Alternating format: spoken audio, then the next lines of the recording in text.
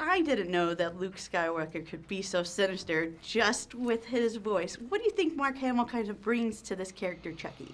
You know, he brings, like, for me, a lot of emotion to Chucky that I didn't think was possible. I mean, like, I'm a fan of his work, but his voice work as the Joker and all, you know, like, he's so great. But, like, with this rendition of Child's Play that we do, he brings, like, a lot of, like, sympathy, a lot of care. Like, you really, in this version, you actually end up caring about Chucky.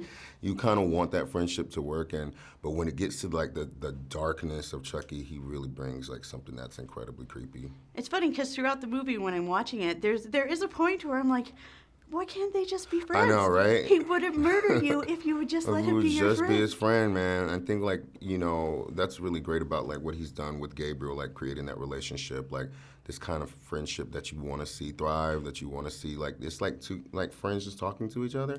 And I think that that's like this skill of Mark. Like it's really cool, like how he made this Chucky so his. You know, like hats off to Brad Dourif, but like this one is really dope, like how he did it. It's really good. Now, the first movie came out in 1988, and we've had one basically almost every decade. And so I feel like this is like version 4.0 because, you know, they're changing Chucky every time as we go. What do you think bringing him into the digital age means? It brings a lot more fright, I think. It's more terrifying. I mean, because we are like in the age of AI, you know what I mean? Like where this one machine like can connect to everything about you. Like it knows like how you eat, it knows your blood pressure, it knows like what your temperature is, and that's like terrifying. Like that is a truly terrifying thing, and I think it's also just like us realizing that you know these things that we rely on as far as like technology is concerned could turn around and like kill us. Like it could like in the end of the day it could actually be our downfall.